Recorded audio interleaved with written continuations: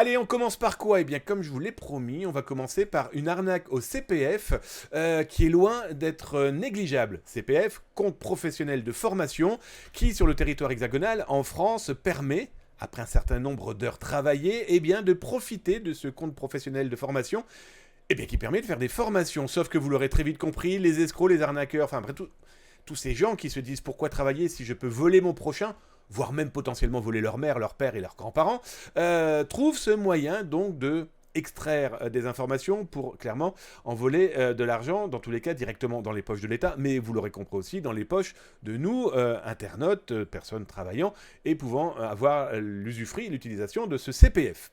Je vous en avais parlé d'abord de ce départ d'arnaque, souvenez-vous, c'était ce fameux mail qui contenait le vrai bon numéro de la personne, ça c'est pas très compliqué, mais surtout les véritables identités avec des informations qui ne pouvaient que convaincre le réceptionneur de ce message qui bien sûr par smartphone est beaucoup plus compliqué à gérer, surtout si c'était envoyé sur un PC où là on peut vérifier les URL, on peut vérifier certains détails. Nous c'est sûr, les gens sur leurs ordinateurs, qu'on le veuille ou non, 90% de la population n'est pas encore véritablement au fait de comment ça fonctionne. Alors imaginons sur un téléphone portable. Donc vous receviez ce type de message et quand vous cliquez, comme je vous l'avais montré, vous arrivez sur ce genre de site qui, une fois avoir cliqué, petit détail loin d'être négligeable, a déjà commencé à orchestrer la suite de l'arnaque.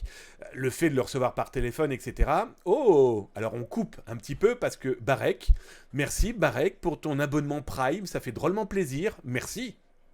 Merci, que dire de plus? Installe-toi tranquillement, Barek, et puis bienvenue, parce que là, t'es définitivement chez toi. Tu viens de changer le papier peint, à ta couleur aussi, ça me fait drôlement plaisir.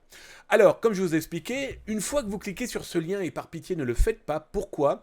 Eh bien parce que ça commence déjà à déclencher la suite de l'escroquerie. Alors quand vous avez cliqué quand même sur le lien, bande de petits canailloux, eh bien vous pouvez voir dans l'URL, comme je vous le montre, que d'abord il y a effectivement votre nom, votre prénom, votre numéro de téléphone, une espèce d'identifiant, un ID, 1, 2, 3, 4, 5 par exemple. Comme vous pouvez le voir dans le texte qui s'affiche en dessous, vous avez toujours votre identité, votre prénom et des données qui sont clairement, et qui ont clairement été collectées quelque part. Fuite de données tierces, peut-être un malveillant au sein d'une structure qui peut avoir accès à des informations qui doivent définitivement vous convaincre.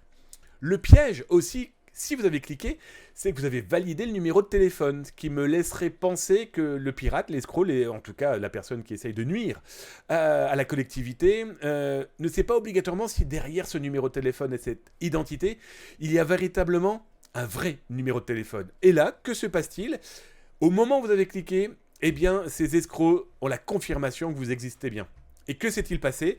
Eh bien, c'est tout simple. Malheureusement, quelques heures plus tard, vous allez être noyé d'appels téléphoniques. Et pour avoir fait, nous, le test ici, on a modifié le numéro de téléphone dans l'URL. Il nous fournit l'URL, autant l'utiliser. Et donc, du coup, j'ai modifié les infos et j'ai donné un numéro de téléphone que je peux créer assez aisément. On en avait parlé il y a quelques mois dans l'OSINT de Zataz. D'ailleurs, vous retrouvez ça sur le site web, zataz.com, tout en haut. J'ai créé donc un numéro de téléphone et les gens m'ont rappelé en me donnant le nom et le prénom correspondant aux informations que j'avais fournies. C'est intéressant parce que la structure, elle est super bien faite. Malheureusement, ils sont super bien blindés. Alors derrière, on entendait très clairement qu'on était dans un call center en Asie. Là, on n'est pas à l'île Maurice, on n'était pas en Afrique du Nord, on était vraiment en Asie. Parce que, par chance, la personne a fait une erreur. Quand j'ai coupé mon micro, elle a dit allô, allô, allô, et semble-t-il, son responsable, ou en tout cas quelqu'un, est venu lui parler et on était clairement en langue thaï.